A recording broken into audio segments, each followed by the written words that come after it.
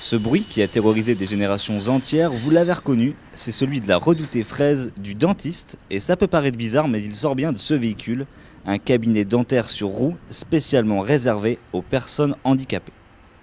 Ce bus, il a de particulier que c'est un cabinet dentaire totalement équipé, ici fauteuil panoramique que j'ai derrière pour procéder à radios, stérilisation aux normes hospitalières, c'est-à-dire les normes les plus sérieuses et les plus sévères, ainsi qu'un bureau, un espace bureau pour pouvoir soigner dans les meilleures conditions. C'est comme un cabinet dentaire mais roulant, qui se déplace de centre en centre, c'est-à-dire dans tous les centres où il y a des handicapés, des plus jeunes jusqu'aux plus âgés. Je n'ai pas de personnes handicapées proches de moi, mais j'ai toujours été sensibilisé par le fait de pouvoir soigner des personnes qui n'ont pas d'accessibilité dans tous les cabinets. Parce qu'il y a certains, il faut le dire aussi, certains cabinets qui ne peuvent pas, ou certains aussi, il faut le dire, qui ne veulent pas soigner. Parce que ça donne beaucoup plus d'investissement en temps, en soins, de soigner les handicapés que les patients classiques, entre guillemets.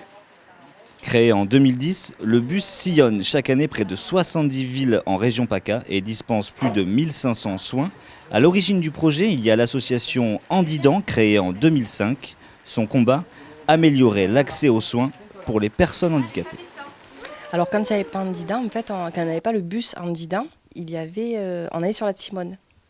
Mais comme il y a eu énormément de demandes, et c'est difficile aussi d'accès, c'est plus réservé maintenant ou aux gens qui sont hospitalisés ou aux mineurs. Donc jusqu'à l'année dernière, ici, il y avait aussi des majeurs, c'était quand même compliqué.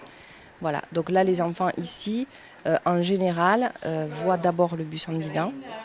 Ils peuvent voir aussi à l'extérieur donc des dentistes qui font partie du réseau Handident. Et c'est souvent après un parcours vraiment chaotique ou vraiment dans des cas particuliers qui sont pris en charge directement par la Timone.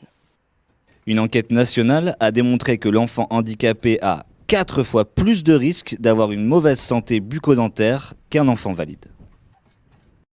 Plus de 1500 soins. À l'origine du projet, il y a l'association Handident, créée en 2005. Son combat, améliorer l'accès aux soins pour les personnes handicapées. Alors quand il n'y avait pas Handident, en fait, quand on n'avait pas le bus Handident, on allait sur la Timone. Mais comme il y a eu énormément de demandes, et c'est difficile aussi d'accès, c'est plus réservé maintenant.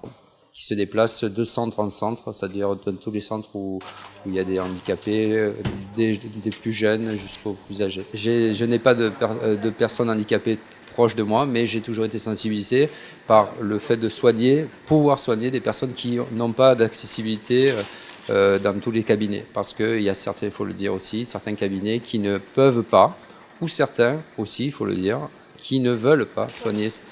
Parce que ça donne beaucoup plus d'investissement en temps, en soins, de soigner les handicapés que les patients classiques, entre guillemets. Créé en 2010, le bus sillonne chaque année près de 70 villes en région PACA et dispense. Ce bus, il a de particulier que c'est un cabinet dentaire totalement équipé, ici fauteuil panoramique que j'ai derrière pour procéder à radios, stérilisation aux normes hospitalières, c'est-à-dire les normes les plus sérieuses et les plus sévères, ainsi qu'un bureau, un espace bureau pour pouvoir soigner dans les meilleures conditions. C'est comme un cabinet dentaire mais roulant.